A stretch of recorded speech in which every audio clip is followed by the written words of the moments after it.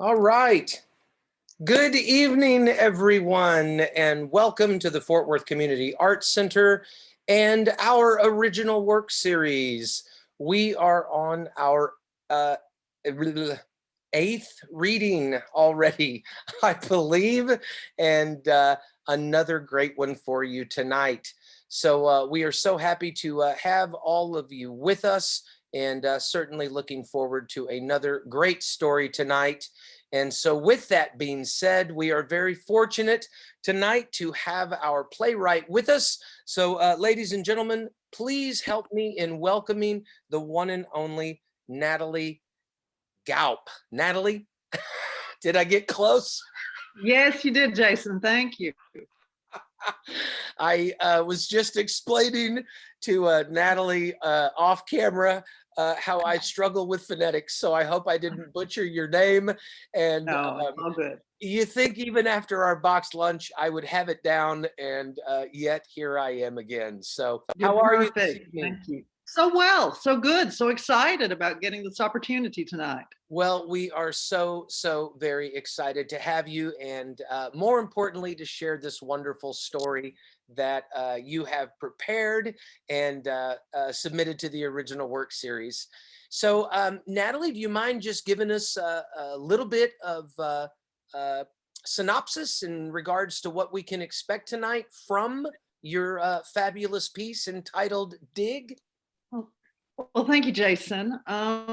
Dig is a little bit mystery and a little bit of playing around with a typical narrative line.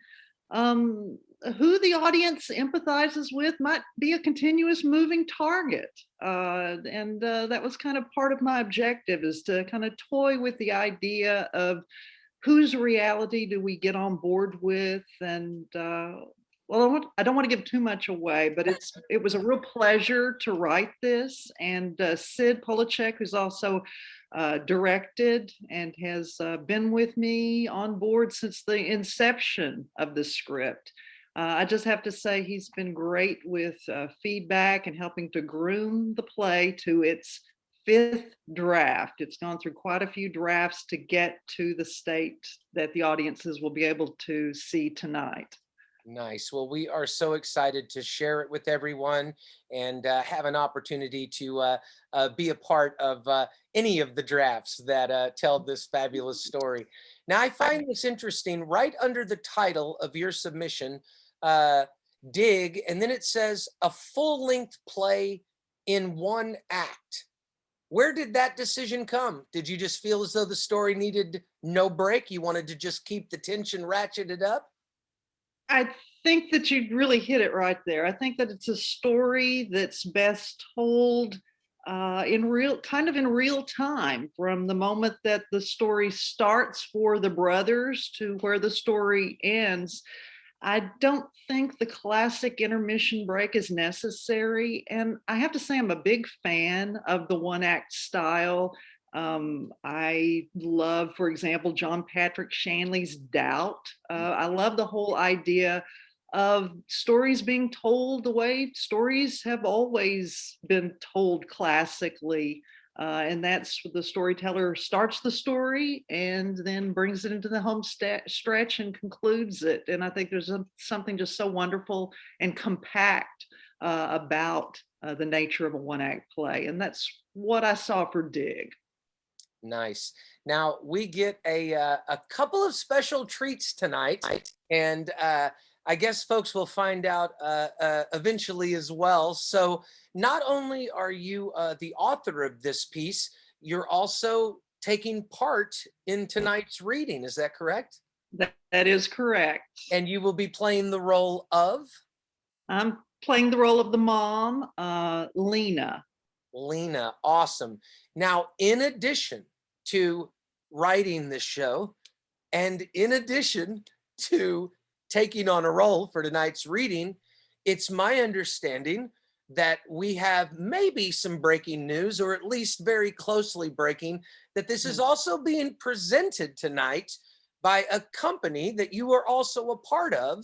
And I think we may be one of the, if not the first, to be able to actually witness your company in action. Is that correct? That is absolutely correct. And The original work series will always, I was just going to say, the original work series will always be remembered as being our inaugural production for Green Light Theater Company, kind of like a little riff on Gatsby's Green Light. Very nice. And, Well, yeah, we're very glad that Dig is going to be our first reading and our first production. awesome. Now we have your partner in crime with us tonight, I believe. And so I'll take you off the hot seat for a minute and introduce another founding member of the Green Light Theater Company. Sid, are you there? Hi, yes, I am. So nice to have you, Sid. Sid, do you mind taking just a moment, introducing yourself and telling us a little bit about Green Light Theater Company and what it is you folks are hoping to do over there? Absolutely. Thanks so much, Jason. Yeah, so as he said, my name is Sid Polachek, and I am the co-founder and artistic director for Greenlight Theater Company. Greenlight Theater Company is a company that Natalie and I have founded out of necessity, we feel, out of the unprecedented times that we're experiencing in COVID. So the innovation and the experimentation that we've had to undergo as artists and as creators in general throughout COVID is something that we feel is very important to foster and move forward with. We don't believe that this virtual performance is going away anytime soon. So through Greenlight, we hope to continue to foster more engagement online through virtual performances. It's also really important for us to give voice to contemporary stories and contemporary artists, telling stories that are relevant to our political and social climate right now. So that's kind of our focus at Greenlight as we move forward. And we do have some things coming in the works. This is, of course, as we've said, our first show, so we're super excited for that. But if you guys are interested in finding out more, we do have a Facebook page that we are launching. So if you can go over there to Greenlight Theater Co., they'll be able to keep you updated on everything we have going on. Awesome. Now, I think I might have read this properly. You also have a focus on original work. Is that correct? Correct. Yeah. So we are, of course, working on developing this original work with Natalie, and we're going to be doing outreach to see artists in the community that are interested in developing their works. It's just something that Natalie and I have been working really closely on for the past like 9 months now with Dig, and something we've kind of found a passion for. Natalie's playwriting and my directing paired together to kind of really groom shows, we think. And so we're hoping that Dig can be Greenlight can be a good stomping ground, you might say, for new works to kind of get their feet wet, get some feedback from unbiased perspectives, things like that. So we're really going to be focusing on that and seeing what we can do with that. Well, that is absolutely incredible. And we are so grateful for your company taking all that on. And you guys are already doing great on your budget. Sid, you're playing a role tonight as well. Is that correct? That is correct. We wear many hats in Green. You are Yeah, right so on tonight par I'll with every be other theater company in the arena. Absolutely. I'll be playing Victor tonight in Dig, so one of Awesome. Lina's children. Awesome. Well, you're not the only two in it. I believe we have another company member slash cast member coming on there tonight. So if we can meet Dante, I believe, is that right? Yes, that is correct. Hi, Hello, Dante. How are you? I'm doing great. Happy to be here. Awesome. Well, we are so grateful to have you, and you're a lucky person getting to step into the arena with a brand new script, a brand new character, and we look forward to your interpretation. Dante, can you tell us a little bit about yourself and what brought you on board with this particular piece as well? Absolutely. So my name is Dante Leone. I'm 20 years old, born and raised in Arizona, moved here to Texas to pursue my education, and was blessed with this opportunity to work on a brand new piece, which was something I've never done before. I was very excited to see what that process would look like. And I was very excited to work on this with an amazing director, someone who I'm very happy to call a friend, and someone who's just so talented. I can't wait to see where his career takes off. Amazing person to work with and work for. And I love the changes the story has gone through, and to be a part of it was something that was such a unique experience, and that will always be very special to me. Incredible. Well, ladies and gentlemen, I think we have built it up enough. I know I've spoken enough. So with that being said, I'm going to turn it over to you and certainly look forward to tonight's reading. So ladies and gentlemen, without further ado, green light, it's all yours. Thanks so much, Jason. Thank you guys for being here. And it is with great pleasure that Greenlight Theater Company, in partnership with the Original Work Series, proudly presents Dig by Natalie Galp.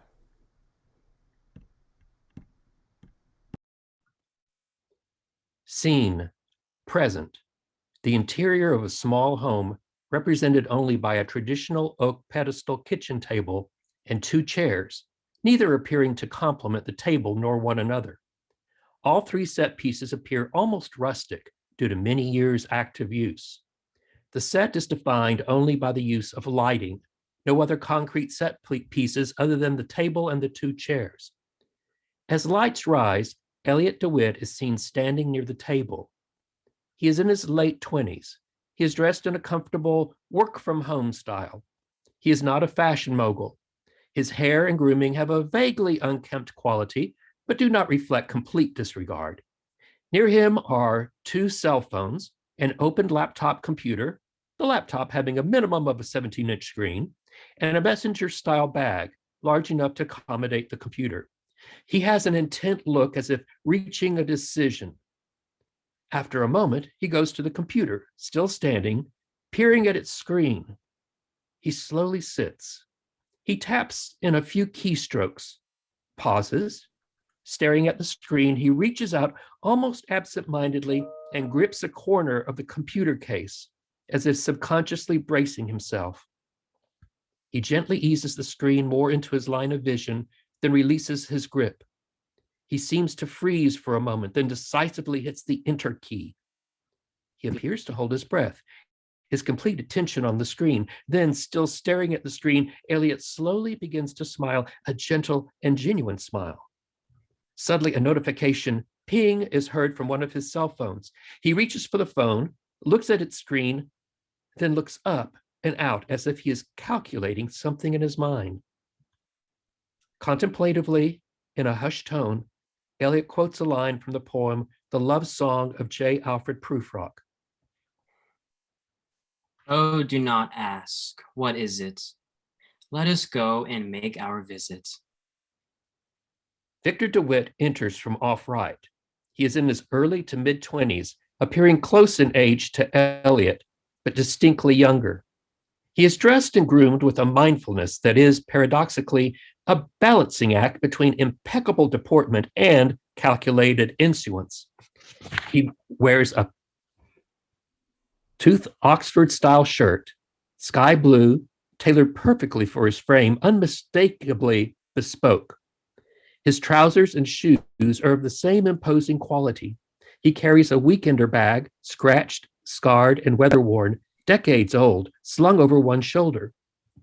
Stock still, Eliot and Victor consider one another in silence for a few moments. Then Eliot speaks. Shut the fuck up. Well, greetings to you too, Eliot. Thought I'd go ahead and put that right out there since I'm gonna need to be the one doing most of the talking here. You know, only someone who loathes another person would tell them to shut the fuck up before they'd even said a word. True that.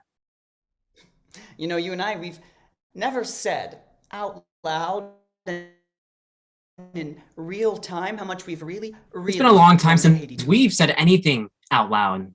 We could do it now. We could. Or maybe you could try being Welcome back decent and to say- Texas, brother of mine. Got some stories from California. Sorry, I don't have an armadillo or an oil well to welcome you back with. Times are just... Okay, don't try. Don't even try. I wasn't. I wouldn't really expect you to. So I'm already questioning the level of care here. From the street, it's clear the roof's shot. The latch is screwed up on the front door. I walked right in. Are the utilities on? It's so hot. I guess Why you is it- don't remember. She's never liked chilled air. I guess you don't remember. You and I always turn the AC on in the summer anyhow. It's expensive. And that concerns you? How? Do you bathe nowadays? It doesn't look like you bathe, Eliot. I bathe. Liar. Pissant. The place looks like they could film an episode of Hoarders here. Where's Lina? I think if we did come right out and say we hate each other, it might actually make communication a lot freer. I hate you. Great. Fabulous. I hate you more. Not possible. Very possible. I hate you to infinity, beyond infinity. What a child. You know, no one asked you to be here. I came here because of Lina. Mom is fine. She's more than fine. No, I don't think so. Doesn't really matter what you think. She's outside, right?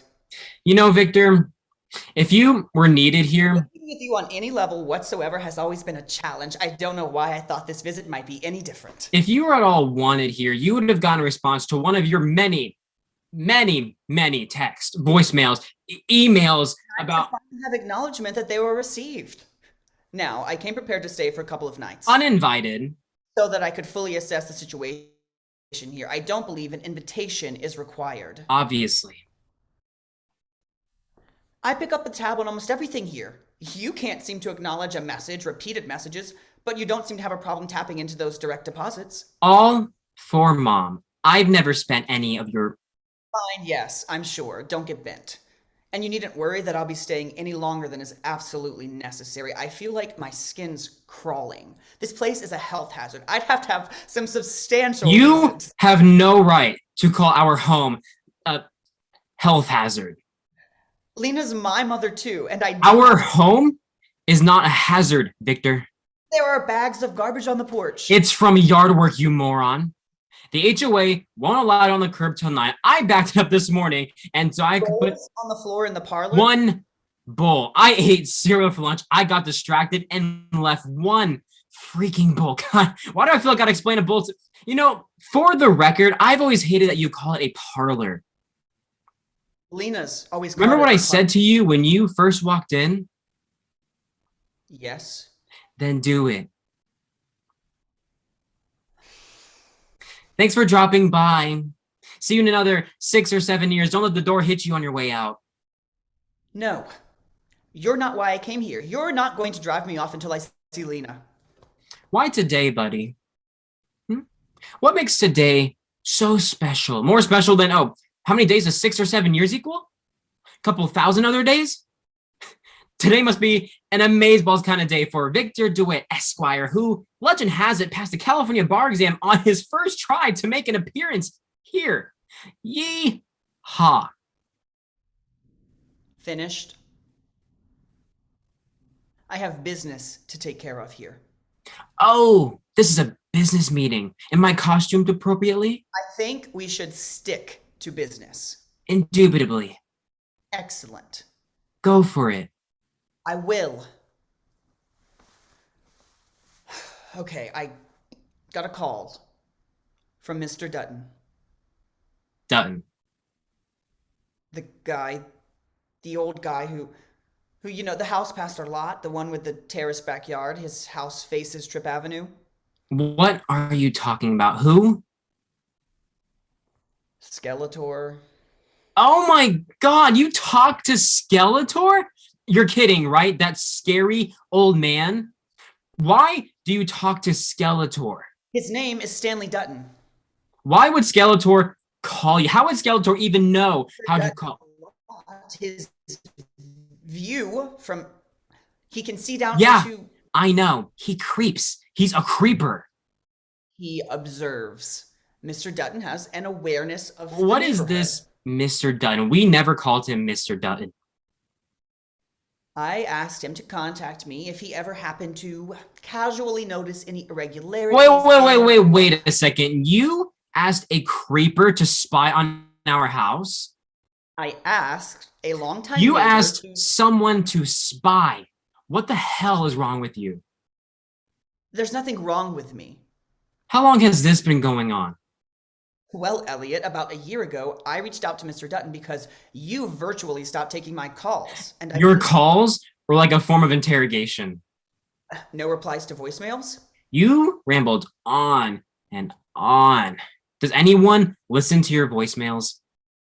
I resorted to emails with specific questions about Lina, her health, household expenses. Huzzah, I hit upon a form of communication that appealed to you. I was so incredibly grateful to receive, periodically, your eloquent one-word replies. If your email deserved more of a reply, I would have. Monosyllabic responses played out, so I resorted to texting, thinking perhaps you'd enjoy communicating with emojis. No dice, all quiet on the Western Front. You blew up my phone, Victor. You blew it up. Blew up your phone? Are you in middle school?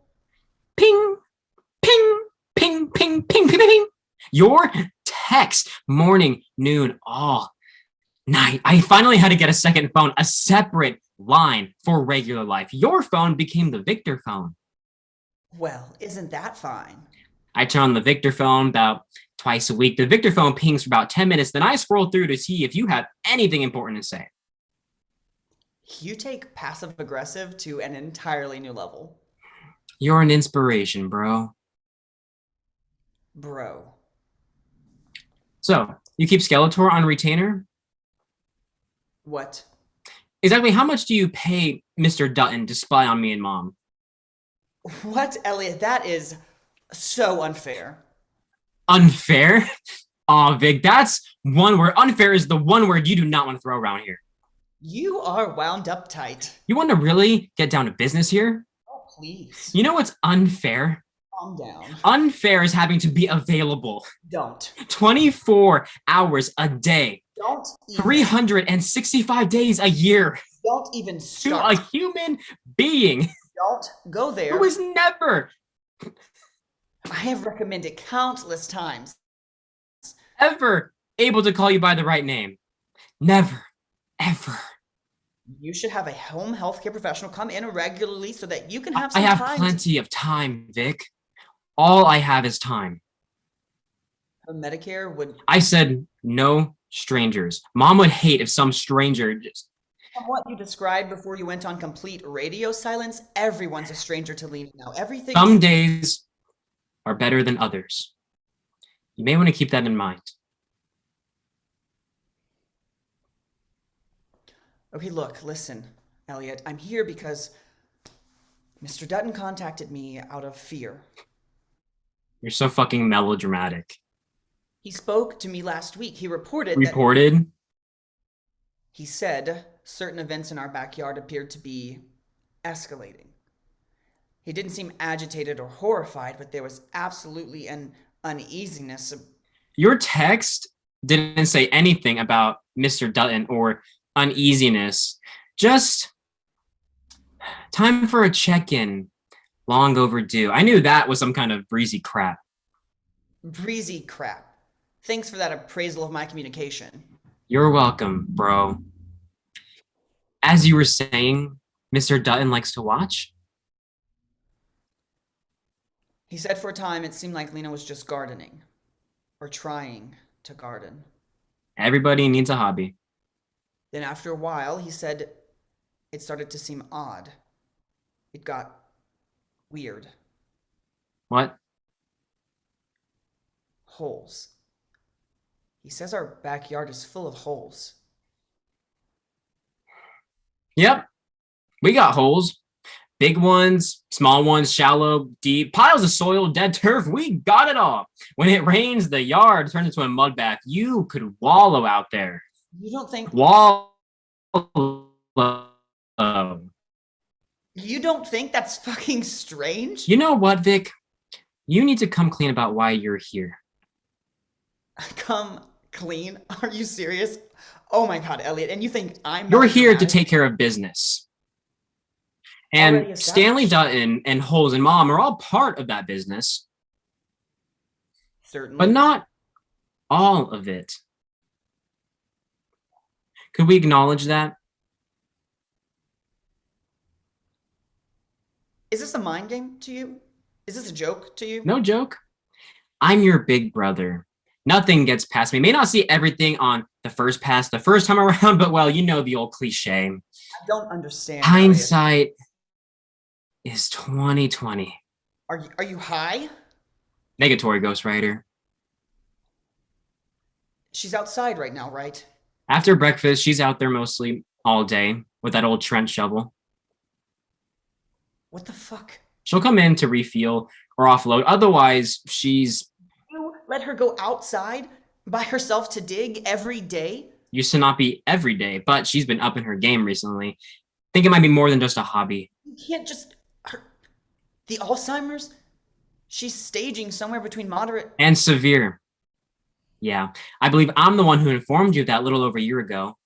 You know, before I went on complete radio silence.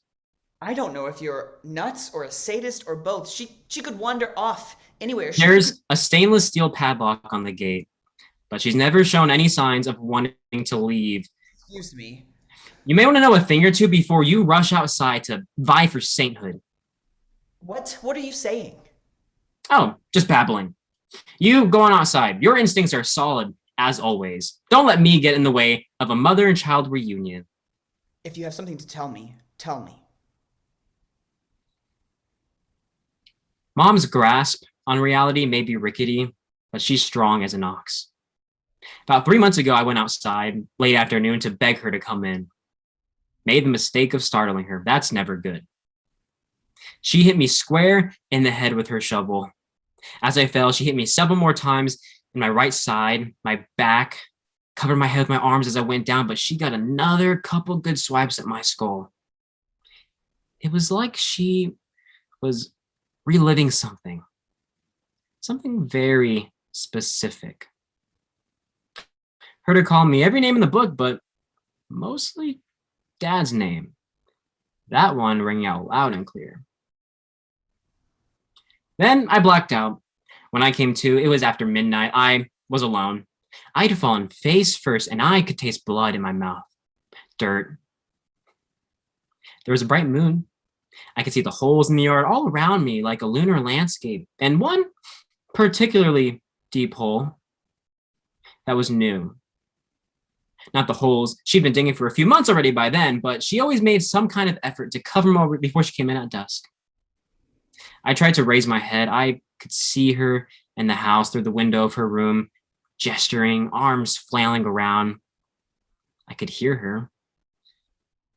She thought she was talking to... It seemed like she believed she was arguing with Dad. Anyhow, guess Mr. Dutton missed out on all those fireworks. Had to drag myself into the house. Pretty sure I at least had a cracked rib, but who the hell knows? Because I don't have any of that fancy high roller health insurance. Like I bet they got at the law firm, Vic. You should have reached out. I would have... You would have been glad to have made me feel incompetent, to have maybe even threatened, I don't know, to call in a social worker. Wow. Look, I just thought you might want to know. Might not want to make any sudden moves if you're going to go out back. Announce your presence, bro. Be ready for anything. But don't think you're going to go outside and pick up where you left off. Don't expect her to be Mom, and don't expect you to be Victor, because that train's left the station. That train's long gone. But I think, yeah, you and I both know you're not here for just a check-in. You would have rather stuck needles in your eyes than to have ever come back here willingly. So sure of yourself. When did they cut ties with you at the law firm, Vic? Exactly who's been spying on whom? Not spying. Just reading you loud and clear. Reading? When your text became manic over the last year, it was obvious something was going on in your life and times. But I decided to wait it out. I decided whatever had happened would come to light soon enough. Admittedly, it took a while for the pieces to start clicking together, but... You're what? A detective now? Is that what you do when you're not pretending to be an artiste? I do graphic design. I have a clientele. I'm self-employed. You're well aware of that. I thought you were Vincent van Gogh or something. Van Gogh sold one painting in his life to his brother. Doubt I can count on you for that kind of support. Exactly whose support have you been living Not with? yours. Never yours. If Mom had an account, I'd insist that the funds go directly. I care Well, it doesn't matter to me. Matters to me. You know, you can act all high and mighty about not touching a dime of my money, but if my money stopped coming in, I sincerely doubt that playing with Photoshop on the internet would cover the expenses here. I don't play with Photoshop on the internet. Whatever it is you do that you call a living.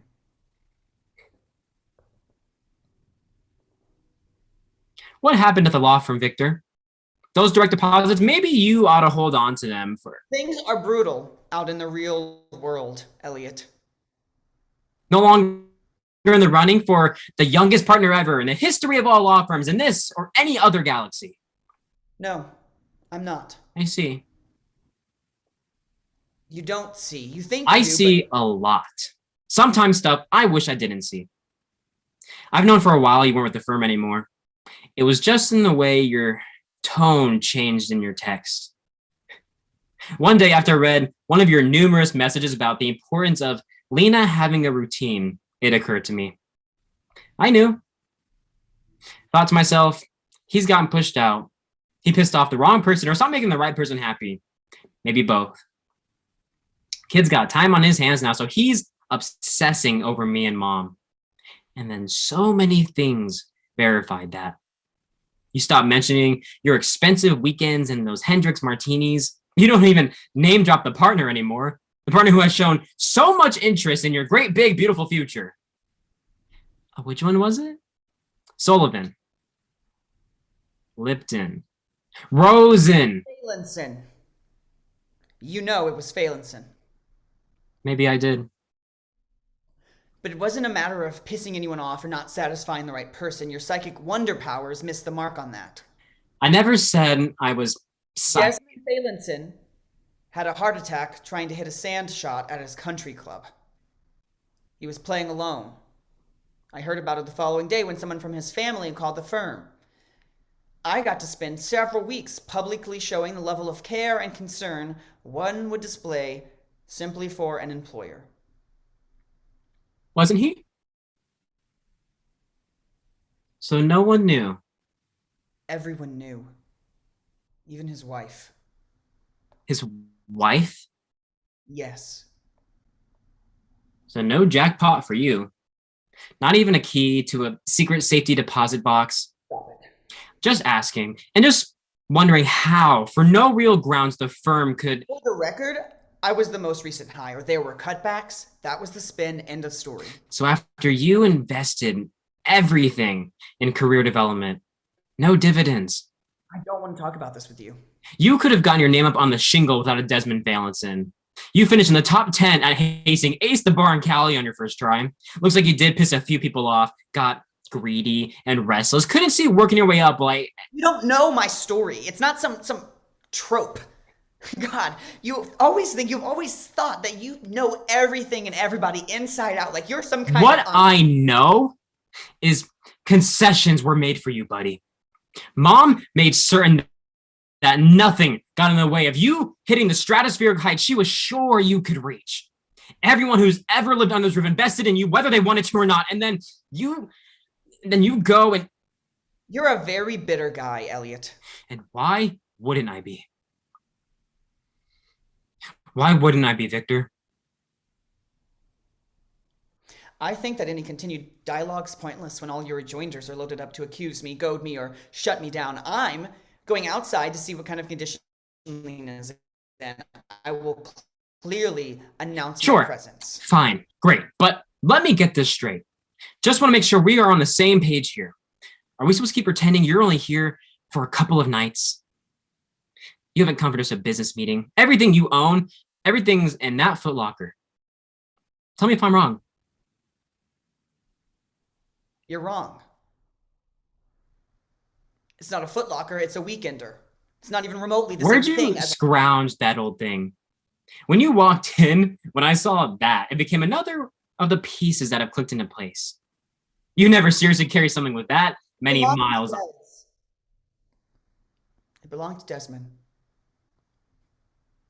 It's the only thing I have of his, the only touchstone.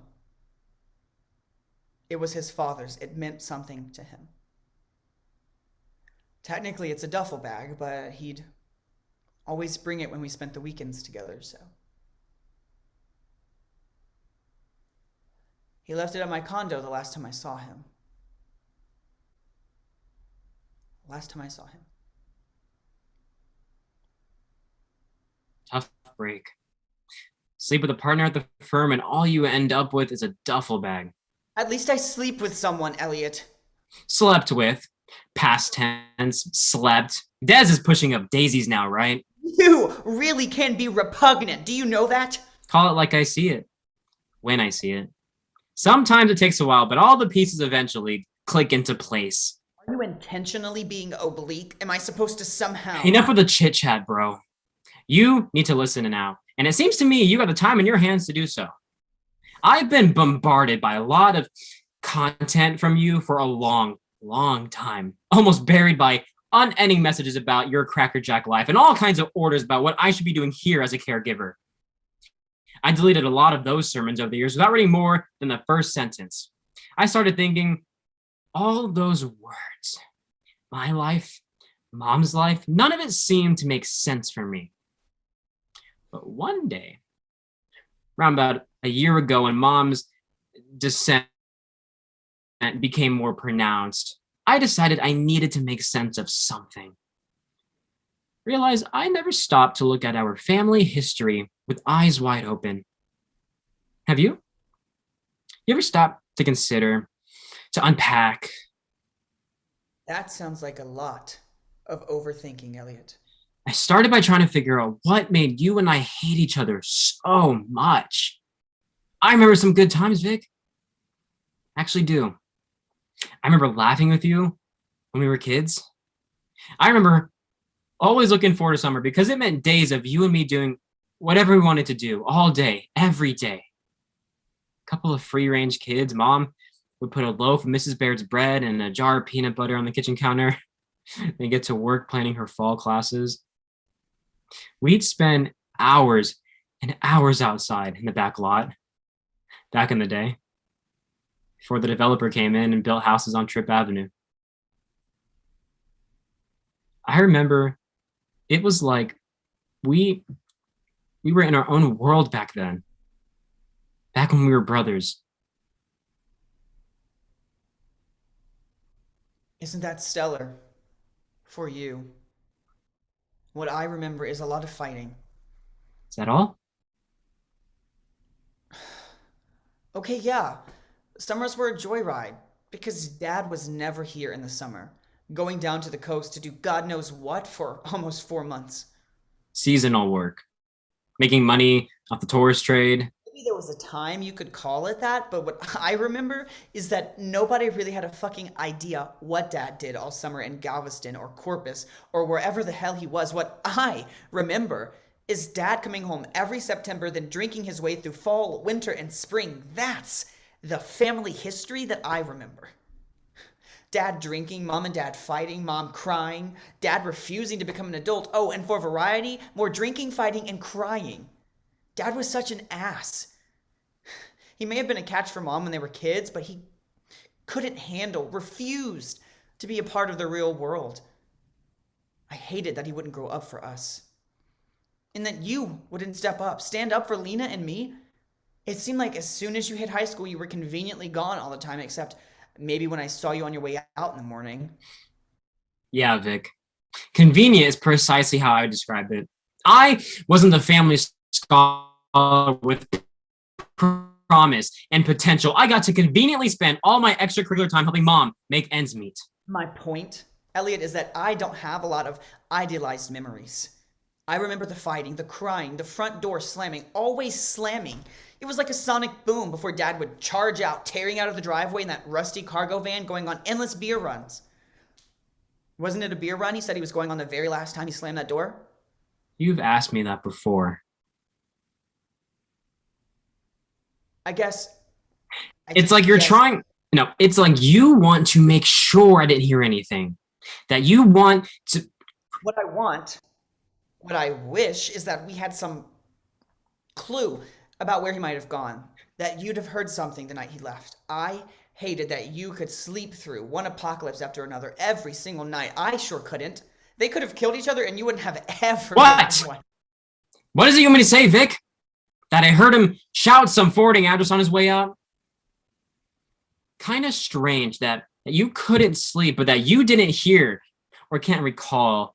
I recall enough. I recall how spineless you were. Oh, God. Here it comes again. You know as well as I do that almost all of Dad's late night rants up until right before he left were about how he felt Mom was somehow responsible for me being gay. You slept easy because you were still behind a closet door. Oh, that's clever, Victor.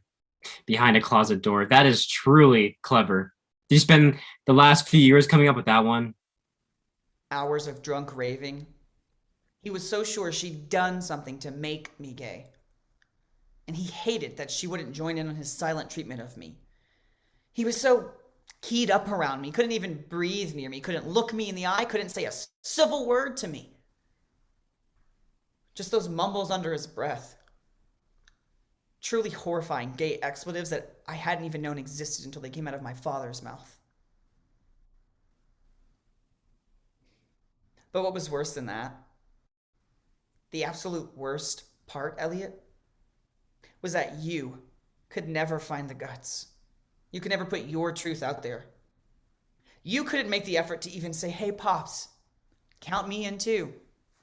You're the lucky winner of 2 gay sons. You were ready. I wasn't ready.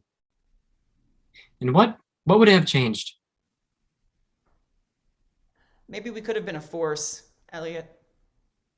Maybe I wouldn't have had to. To what? Get the hell out of here as fast as I possibly could. Now I'm confused, Vic. You left after Dad left. So I don't know. How is that supposed? And things were actually pretty peaceful then for a long stretch before Mom started staging, at least before it got apparent that Mom was... It was a lot to deal with, okay? The whole vibe of this place, whether he was here or not, I had to get out. You started filling out applications. Didn't you start applying to universities just a couple of days after Dad disappeared? After Dad left. He didn't vanish. You might have slept through the whole thing, but he walked. He charged. He went right out that front door. And there were deadlines. I had to start getting applications in to meet deadlines. Before Dad left, you were all about backpacking across Europe, maybe even taking a gap year to explore your options. Having an interest in going off to school and out of state school, no less, wasn't ever really... God forbid I actually came up with a plan for my life.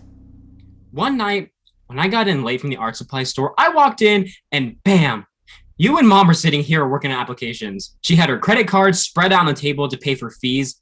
Seemed like over the next few years, she had those cards out for you. A lot. Took on extra teaching loads. No one had plans. No one had saved. Go to university, bro. There are people that do that. I did that. Lina supported me in that. I'm not following you. What is this? Why are you doing this? What? Why the trip down memory lane? Why are you dragging all of this out? I suppose I wondered too about Dad. I guess I also wish we had some clue.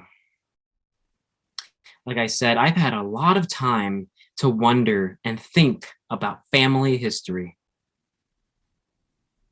That much thinking could be toxic, Eliot. And one of the things I've wondered, you want to know one of the things I've wondered?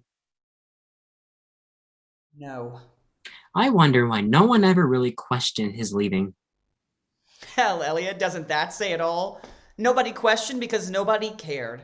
That man alienated anybody that came within an arm's reach. He deserved whatever it might have. Whatever might have what, Victor? If you don't mind, I'm going to be a decent human being. She may meet you at the door. This is the time of day she likes to come in, if she comes in, for her bottle of strawberry and shore. She calls it her pink drink. I thought you said she stays out there all day. Mostly all day. I need to... Excuse me, I'm going... Yeah, I get that, Vic, but first, you're gonna need to take some notes. No, I'm going. No, what you're going to do is you are going to sit down. You're going to make some mental notes because the pieces are clicking into place. Before you go outside, before you do anything else, you're going to learn the rituals. Rituals? How things roll around here. I'm going outside. Absolutely, yes. You'll be going outside. You'll be going outside if mom doesn't come in, or even if she does, because it's part of the way of the world here. It's one of the rituals. She comes in to refuel either on her own or after you coax her. I don't know what your game is, but It's not a game. It's life. Mom's life. May not be as exciting as life in the Golden Gate City, but it's what we got here, and I think she deserves for you to sit down for 5 freaking minutes. Okay, fine. Taking notes, mental notes. Just She likes to ask for the unsure once she's at the table. She doesn't like it to already be on the table. That's going to be important to remember. She likes to see it being taken out of the fridge and placed in front of her. She'll smile. She'll reach for it. It's one of the key rituals around here. One of the better ones, actually. Taking notes, mental notes. Now, when she comes in, she'll be barefoot, dirty. She may know you, may not. One thing's for sure, she will be intent on going back out after the pit stop. No stopping her. After she tires herself out, she'll put in at least a couple more hours. She'll come back in on her own. So with me here? Sometimes she brings her shovel in with her. You're going to want to know about dealing with the shovel. She'll let you take it from her if you go about it right. You'll need to say something like, oh, let me help with that. Let me put this right over here for you. You got to look her in the eye, stay focused and in the moment. If she comes back in unsettled, you got to do what you can to distract her, to calm her. I usually recite lines from one of the poems or novels that she used to teach at the college when she was on top of her teaching game. Quote something from T.S. Eliot's J. Alfred Prufrock, or her favorite, those lines from Victor Hugo's Les Mis. If the soul is left in darkness, sins will be committed. The guilty one is not he who commits the sin, but he who causes the darkness. Yeah. Good for you, bro. Bravo. All right, so the takeaway here, still with me here? Most important thing to remember is she still has stretches of time where she's in the here and now. That's going to be crucial to remember. She still has some of who she was, some of who she is. Comes and goes. When it goes fast. Got to stay in the moment with her or it'll pass you by.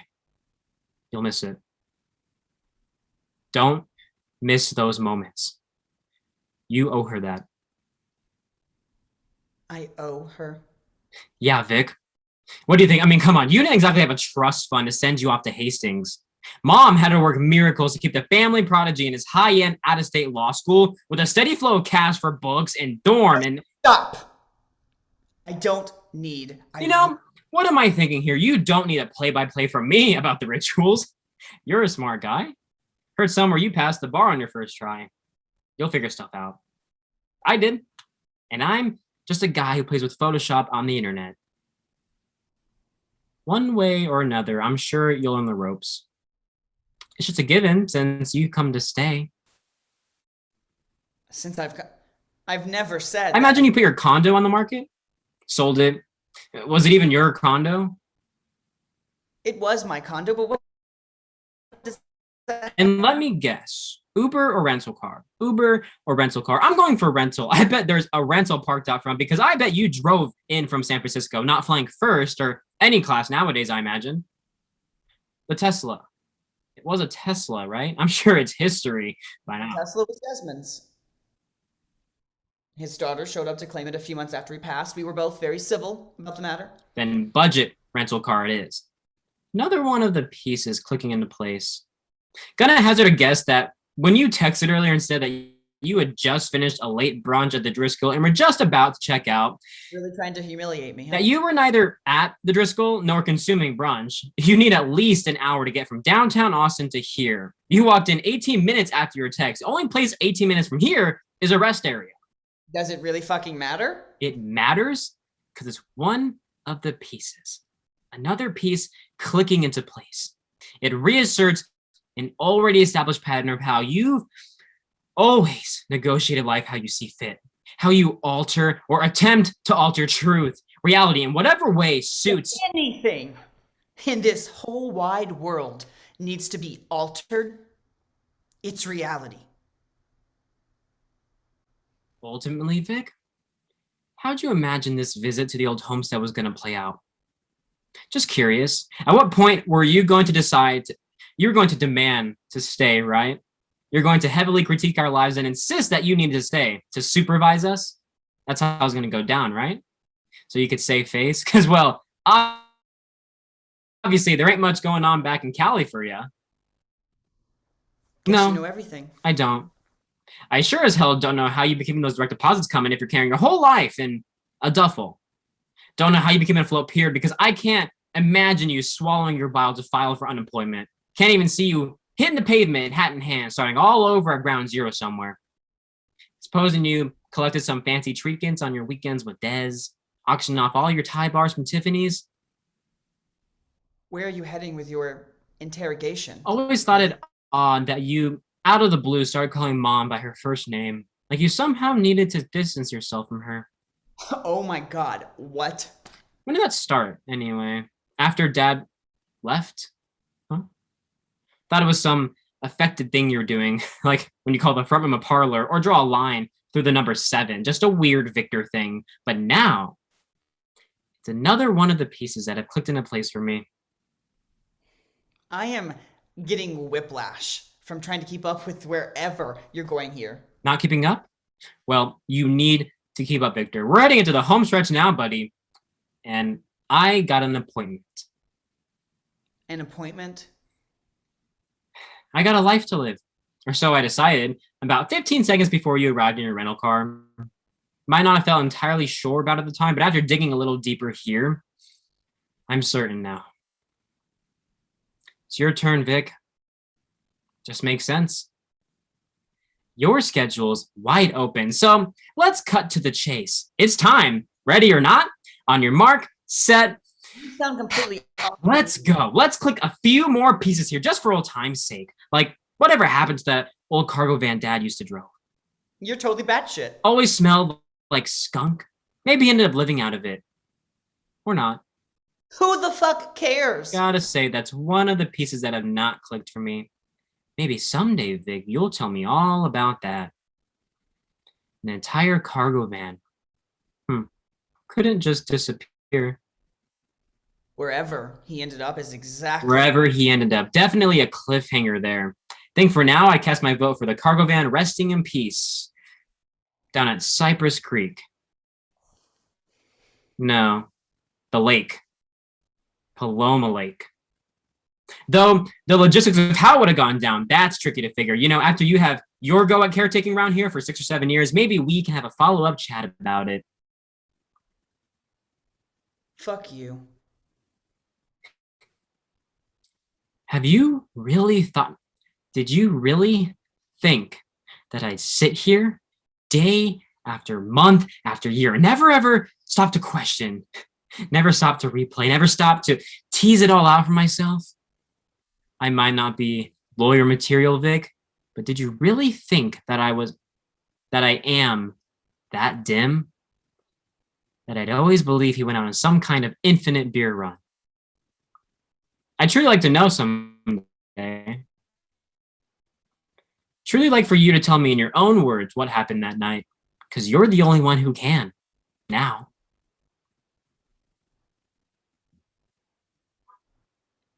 Somebody did you a big favor that night, Eliot. That's what happened. He hated you, hated me, hated Lina. I don't think it was always that way, but with every passing year, every single year, something inside of him grew more and more impossible.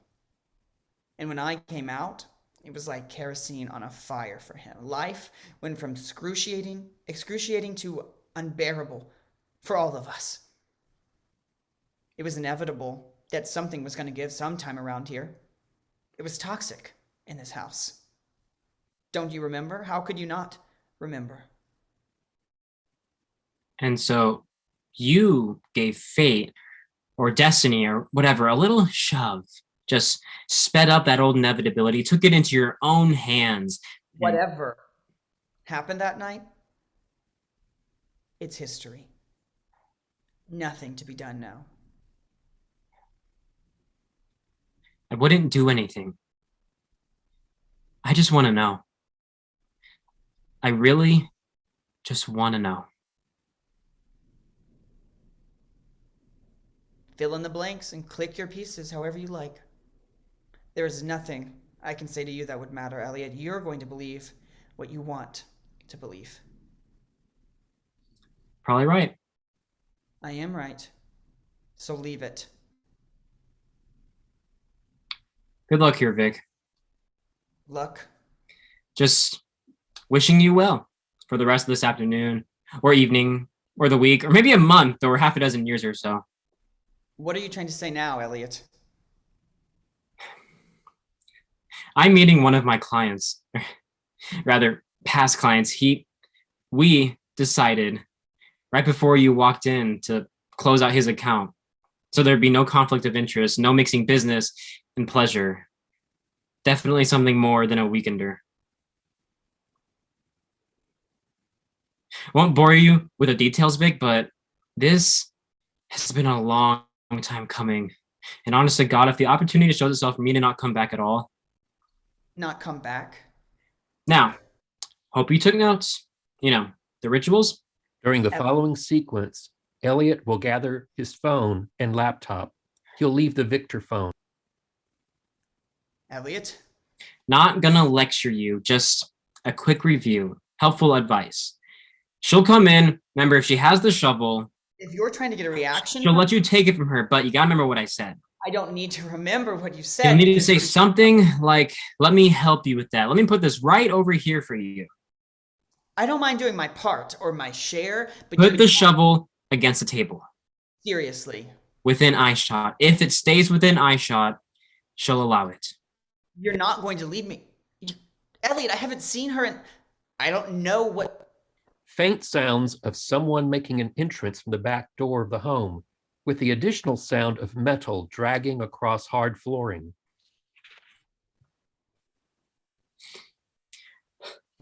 Actually, Vic, here's all the advice you really need.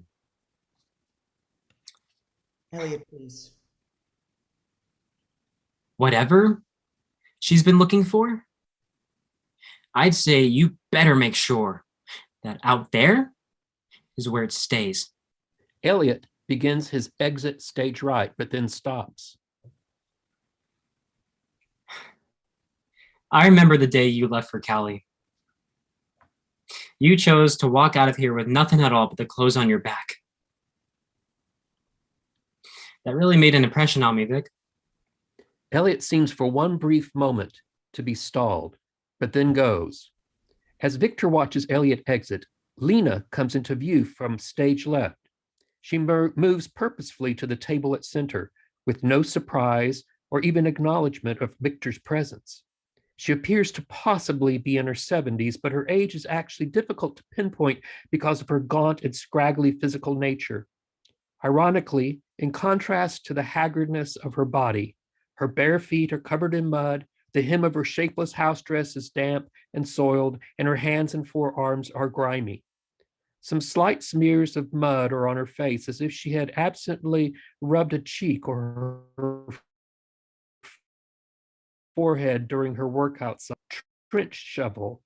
The shovel is aged, rusty, well used, and rakes across the floor as she enters. During the following action, Lina will hold and move the shovel in ways that increasingly trigger a sense of panic for Victor. Victor freezes at the sight of Lina. After his initial stun of seeing Lina for the first time in many years, Victor's face begins to reveal an enormity of emotion, devastation at the sight of his mother in her current state. He struggles to keep his emotions checked. Lina looks about, dazed, then fixes a gaze on Victor. Grayson doesn't know the value of education. Grayson calls me an educated idiot with a bank account. Do you think I'm an educated idiot with a bank account? Lina. Not an educated idiot, and it's my money that keeps us from. If I didn't have, I'd like my drink now. Lina. Feeling good about tonight. Grayson and I are going to finish the unfinished conversation. You'll get my drink now, won't you? Mom. You see, Victor is the one with promise. He's got my brains, not like the other one. The other one fritters away his time. That one's a doodler. He doodles. But my Victor, he has promise, potential. He doesn't know it yet, but I'm getting the money for him to go to college. I can make that happen. He has childlike notions about what he's going to do after high school. He says things like gap year.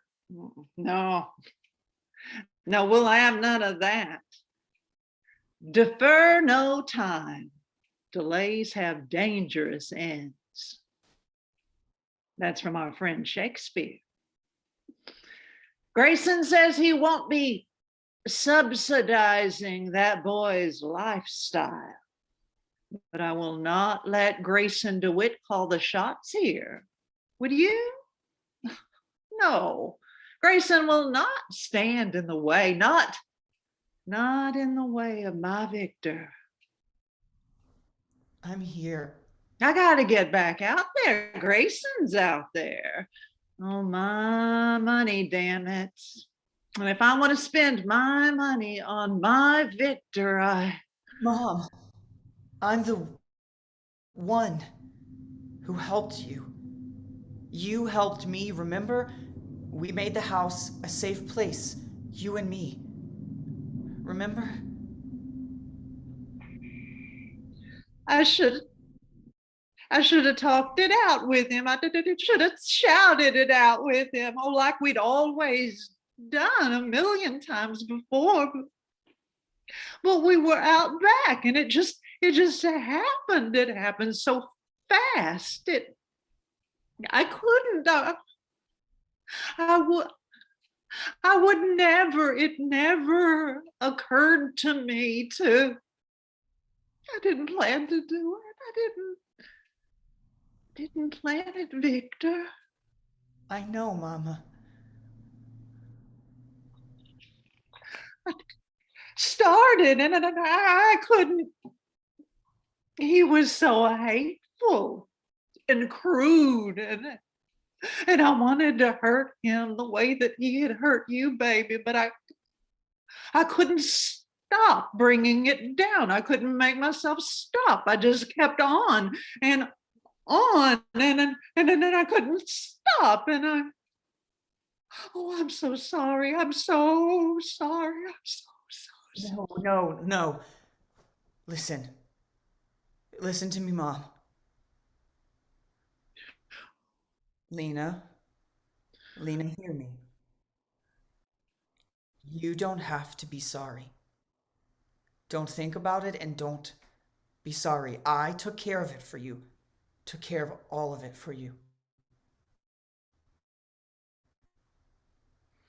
Afterwards, things got quiet, so I went outside because things were so quiet. And I saw. I was there. You were there. You were crouched down in front of. And I could see what had happened. I knew. I said, you go back inside, Mama. Back inside. I'll take care of it. Take care.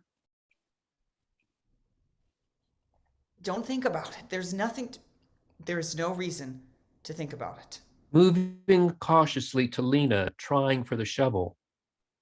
I'd like to help you with that. I could maybe put that. Lina looks at him, alarmed, and grips the shovel more tightly. You know, he's been hiding out back. Hiding. Ever since that night, so infantile.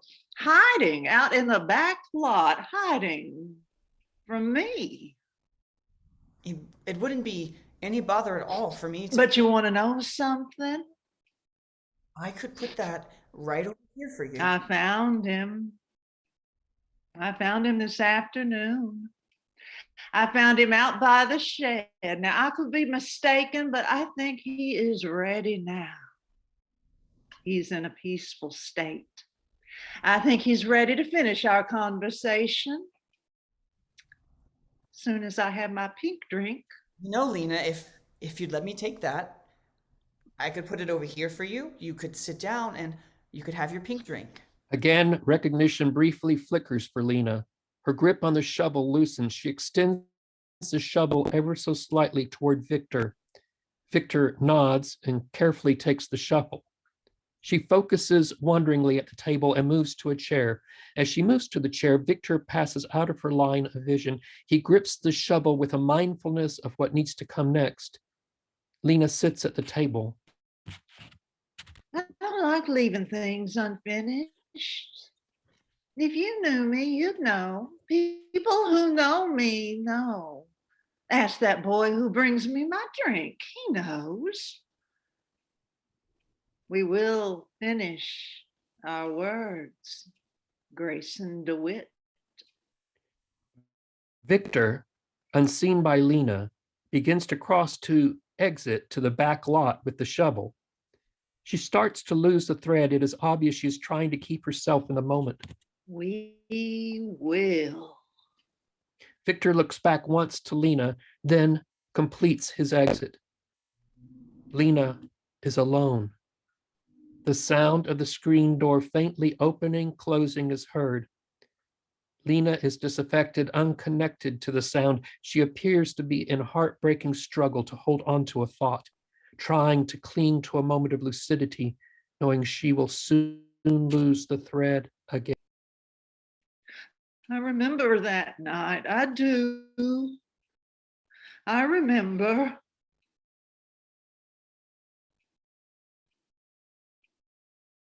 My drink now. I'll have my drink now. My pink drink.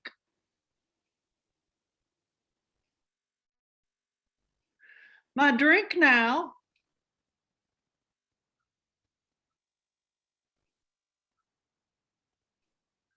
My drink. Lina vacantly stares out at nothing and no one.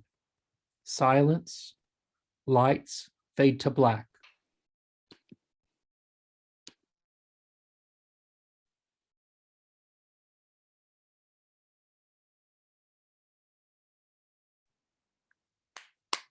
Great job, everyone. If I could have all of the performers and participants back on the screen, please. Wonderful, wonderful work. Virtual round of applause for everyone. Hats off, nice job. Special shout out to Mr. Directions there as well. And what interesting story. Natalie, you said you've gone through 5 renditions of this. This is the 5th. What's expanded? The story, ideas? What is it that caused you to keep going back and revisiting? Well, I think that Sid would agree that we made the script actually leaner and I think more concise. And because it was being told from beginning to end as a one act, no break, I think it was important to keep the story driven.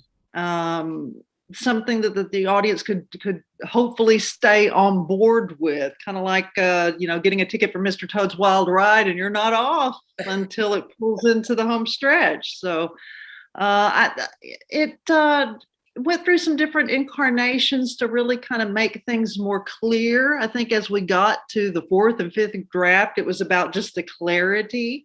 I think that we had some kind of like preview audience people that gave us some advice about now what happened there, and kind of helped me to go back and put some little kernels of information in there and not be as subtle.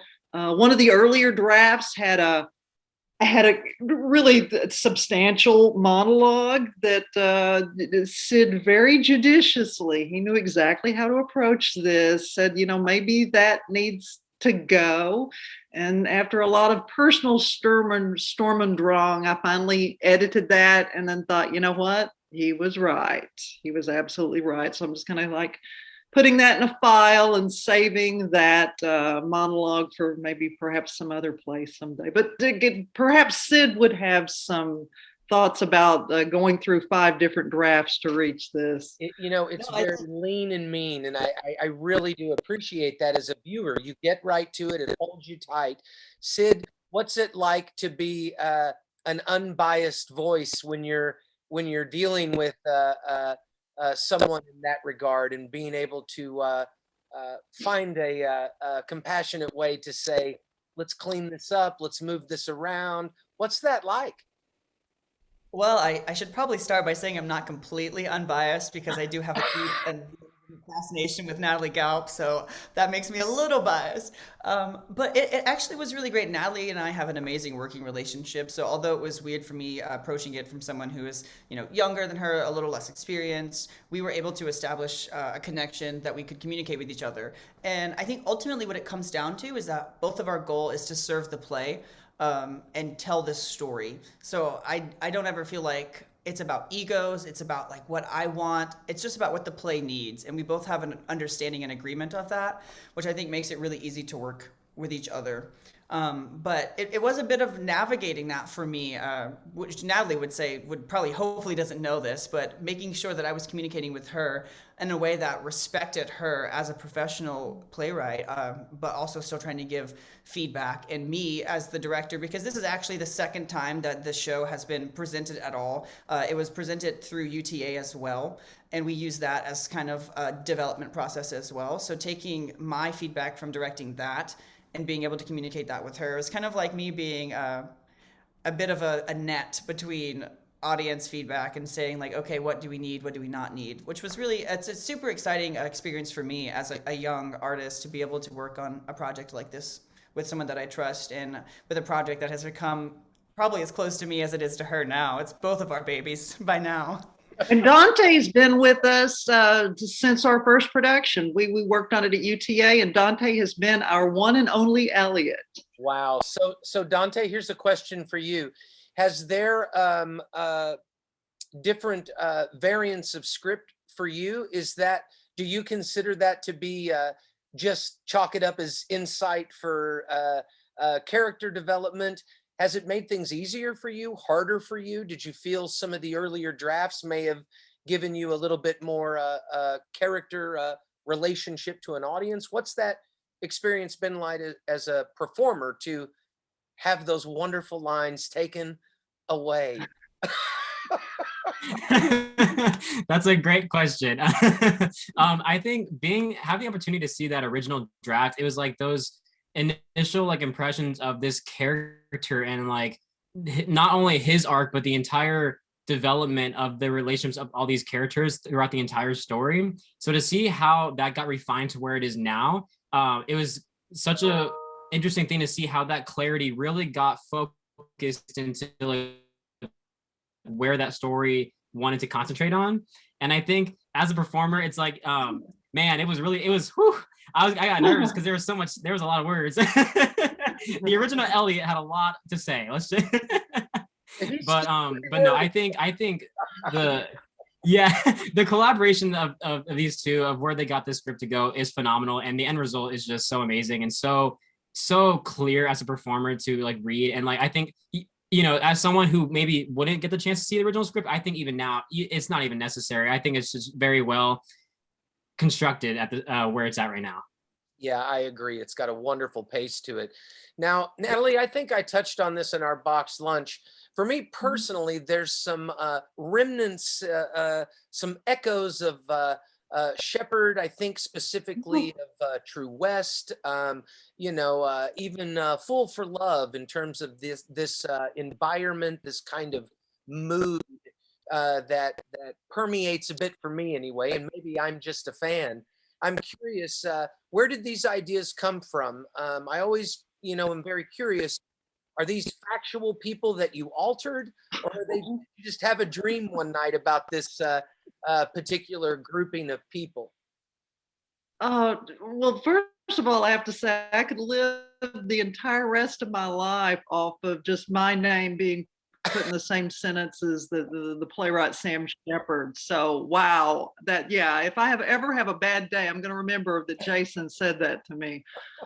Where did they come from? You know, I'd like to say some really dazzling, insightful thing, but I don't kind of oftentimes even know why, or where the process comes from. I think kind of what my window into this is I liked the idea of a mystery. I liked the idea of who does the audience get on board with being a moving target. I wanted to experiment with that kind of idea.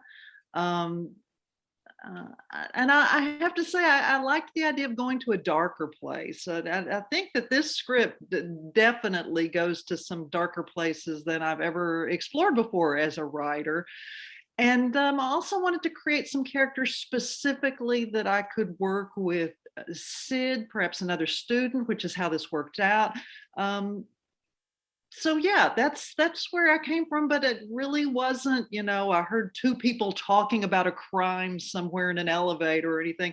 They just kind of started to unfold, and I probably all of everything that I've probably ever seen or heard or read somehow has probably fed into this in some way, but not intentional. But I'm sure that every writer feeds off of their favorite literature, their favorite playwrights. So, yeah, Yeah, for sure. I hope that that's not too oblique of an explanation, but it just kind of evolved, kind of on its own. Really a lot of haunting imagery, even in a virtual reading. And I don't know if just your stage directions are that talented, but there really is some really haunting imagery, even just in a reading. I mean, you can really get a good sense of the smell of the room and the grime of that dirt at the end. It's a really, really interesting piece. And I have to say, I love the concise energy and the reveals that come out, and you just done a really great job of layering it. And what a wonderful job by your cast, and just another great story. We're so happy to have had an opportunity to share it with folks. So Sid, what's coming up for Greenlight? How can we find you again, and what do you have in store? Yeah, so right now we have a lot of projects in the works, none of which we're quite ready to talk about. But we do have a Facebook page that we have launched. So if you would like to follow us and be on the lookout, we are planning a summer series that should be coming out soon. So hopefully that will be coming out, and that Facebook page is going to be pretty active. We'll be looking for that and looking for ways to get involved. So if there are people in the community who are like, hey, I want to do this, I need a venue or a platform to explore this work that I'm working on, or just any kind of way that they want to get involved, message us on Facebook. Our email is on there as well. It's going to be gltheaterco at gmail.com, and you can go there. We don't quite have a website yet. We're still very new, baby steps, but we're working on it. And we do have some cool and exciting things we'd like to do in the future. Awesome. Again, we're just so happy to have you, and so look forward to all of the great things that I know are in store for you. So Natalie, how can we find you? Keep up with your work, get the royalties to dig. I have a presence on ye old social media. So if you happen to be, on Facebook, I'm there. And yeah, so just you can check me out on that. Hopefully, when we get our website up for green light, there'll be kind of like a more official way of contacting us. But I think all of us have a presence on Facebook, and I don't think we're shy about people asking us questions or wanting to check in with what we're doing right now. Well, you opened the window well, and I know that we will do all we can to make sure that that shout is being heard. So, Dante, give us a plug. Where can we find you and see what's going on with you in your life? You can also find me on Facebook. It'll be Dante Leoni, DanteLeoni, or you can also find me on Instagram. I'm probably more active on there, but either is fine. My Instagram is Dante G Leoni, so DanteGleoni. Awesome. All right, guys, that wraps up another edition of our original work series. We've got one more next Thursday, a big treat in store for everyone there. So thank you so much to Greenlight, Natalie, our author, Sid, Dante, Mr. Directions back there behind the curtain. A wonderful job for all. And God bless. Stay safe, everybody. And we'll see you again next Thursday. Bye-bye, everyone.